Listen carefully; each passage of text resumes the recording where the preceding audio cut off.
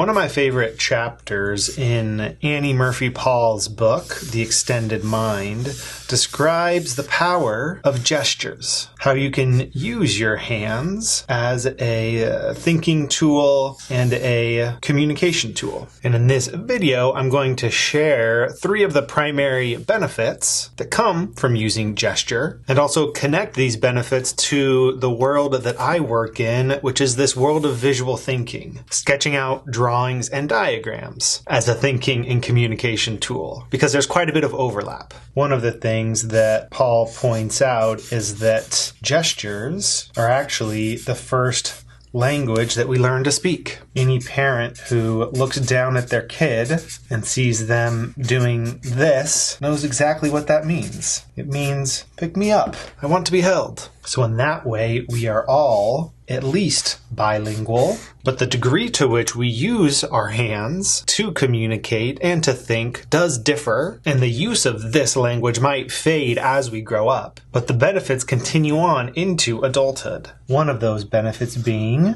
enhanced memory. When you use hand gestures, as you're learning something new, as you're explaining a concept to yourself, you're creating multiple hooks. If you imagine speaking to yourself out loud while doing a hand gesture connected to that concept, you're engaging an auditory hook. As you listen to yourself, you're creating a visual hook because you can see what your hands are doing, and you're creating a proprioceptive hook.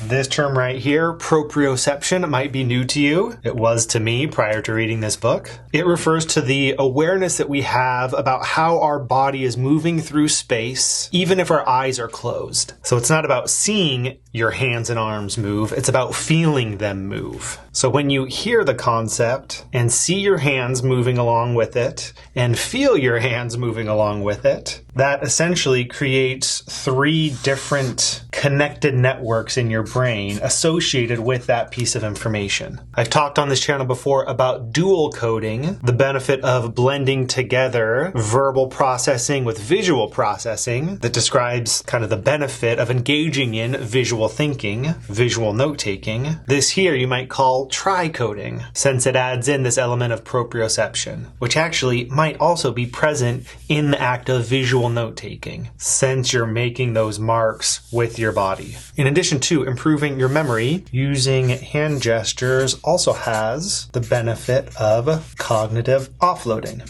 This is where you take some pressure off of your working memory. You don't have to hold things inside your brain, since we can only keep track of 3 to 7 pieces of information at once. Gestures give that information somewhere else to live. Instead of having to remember that there are 3 things you wanted to talk about, you can use gesture. You can say, okay, first we're talking about this, then I want to make sure to share this, and then we've got this 3rd thing here. Your gestures can be kind of an anchor to a set of ideas that you're describing. Gestures also help you to work with abstract ideas. And one way that this has been described is through the creation of virtual diagrams. You use your hands to create a diagram out of thin air that relates to whatever thing you're trying to describe. To talk about how tall something was, how big it was, how it moved through space, what that concept feels like to you.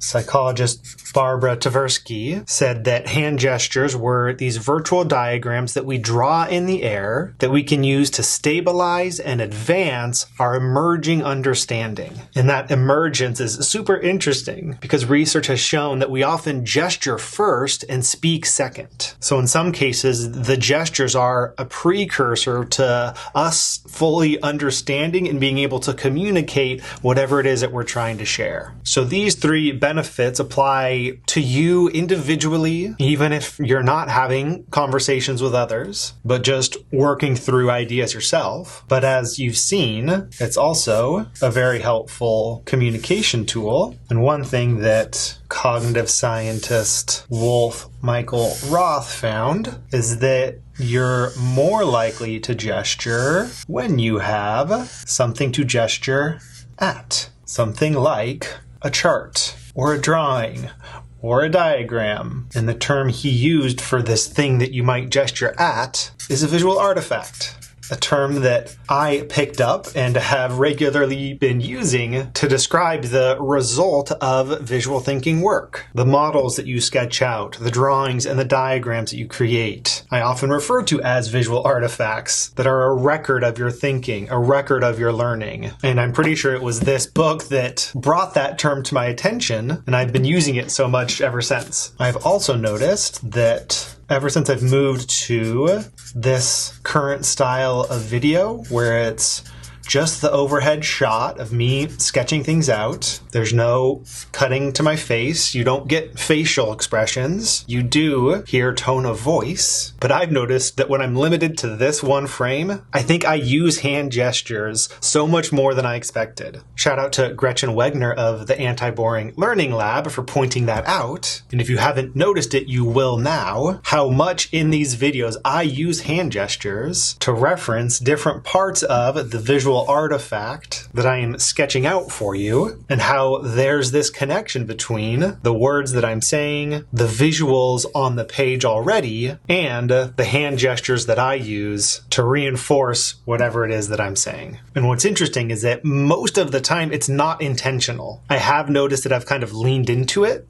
but I think there is danger in overthinking your hand gestures to the point where maybe they don't become natural. So even though I am highlighting the benefits of using hand gestures in this video, since it already comes fairly naturally to me, I don't think I'll have to put too much attention toward the hand gestures in future videos because they're already kind of a natural byproduct of sharing ideas in this format. That happens to align with my, I think, somewhat natural tendency to use gestures in the first place. But if hand gestures don't come as naturally to you, then it might be something worth practicing and more intentionally bringing into your thinking and communication style. Because I think, unlike writing one thing and saying another, with hand gestures, there can be a much more seamless integration. So maybe look for some opportunities to weave this format of thinking and of communicating into your day.